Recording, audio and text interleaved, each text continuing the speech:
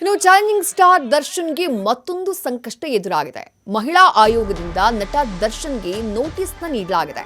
ಹೆಣ್ಣು ಮಕ್ಕಳ ಬಗ್ಗೆ ವಿವಾದಾತ್ಮಕ ಹೇಳಿಕೆಯನ್ನ ನೀಡಿದ್ದಂತಹ ಆರೋಪದ ಹಿನ್ನೆಲೆ ಅವರಿಗೆ ನೋಟಿಸ್ ಜಾರಿಯಾಗಿದೆ. ಬೆಳ್ಳಿ ಪರ್ವ D25 ಉತ್ಸವ ಏನ್ ನಡೆಯಿತು ಶ್ರೀರಂಗಪಟ್ಟಣದಲ್ಲಿ, ಆ ಕಾರ್ಯಕ್ರಮದಲ್ಲಿ ಹೆಣ್ಮಕ್ಕಳ ಬಗ್ಗೆ ದರ್ಶನ್ ವಿವಾದಾತ್ಮಕ ಹೇಳಿಕೆಯನ್ನ ನೀಡಿದ್ದಾರೆ ಎನ್ನುವಂತಹ ಆಕ್ರೋಶ ವ್ಯಕ್ತವಾಗಿತ್ತು. ಮಂಡ್ಯದ ಶ್ರೀರಂಗಪಟ್ಟಣದಲ್ಲಿ ನಡೆದಿದ್ದಂತಹ ಅದ್ದೂರಿ ಕಾರ್ಯಕ್ರಮ ಅದು. ಸದ್ಯ ಮಹಿಳಾ ಆಯೋಗದಿಂದ ನೋಟಿಸ್ ತಲುಪಿದೆ ದರ್ಶನ್ ಅವರಿಗೆ.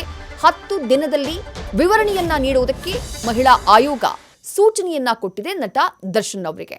D25 ಕಾರ್ಯಕ್ರಮದಲ್ಲಿ ಪವಿತ್ರಾ ಗೌಡ ಹಾಗೆ ಪತ್ನಿ ವಿಜಯಲಕ್ಷ್ಮಿ ಅವರ ನಡುವೆ ಸೋಷಿಯಲ್ ಮೀಡಿಯಾದಲ್ಲಿ ಆಗಿದ್ದಂತಹ ಕಿತ್ತಾಟ ಏನಿದೆ, ಆ ವಿವಾದ ಏನಿದೆ, ಆ ವಿಚಾರಕ್ಕೆ ಸಂಬಂಧಪಟ್ಟ ಹಾಗೆ ಪರೋಕ್ಷವಾಗಿ ರಿಯಾಕ್ಟ್ ಮಾಡುವಂತಹ ಸಂದರ್ಭದಲ್ಲಿ ನಟ ದರ್ಶನ್ ಅವರು ಅವಳಿಲ್ಲ ಅಂದ್ರೆ ಇವಳು, ಇವಳಿಲ್ಲ ಅಂದ್ರೆ ಅವಳು ಅನ್ನುವಂಥ ಮಾತನ್ನ ಹೇಳಿದ್ರು. ಇದು ಹೆಣ್ಣುಮಕ್ಕಳ ಬಗ್ಗೆ ಬಹಳ ಲಘುವಾಗಿ ನಟ ದರ್ಶನ್ ಮಾತನಾಡಿದ್ದಾರೆ ಅನ್ನುವಂಥ ಆಕ್ರೋಶಕ್ಕೆ ಕಾರಣವಾಗಿತ್ತು. ಪ್ರತಿಭಟನೆಗಳು ಕೂಡ ನಡೆದಿದ್ವು.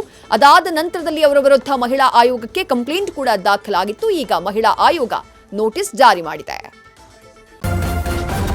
ನ್ಯೂಸ್ ಫಸ್ಟ್ ನಿರ್ಭೀತಿಯಿಂದ ನಿಮ್ಮ ಪರವಾಗಿ.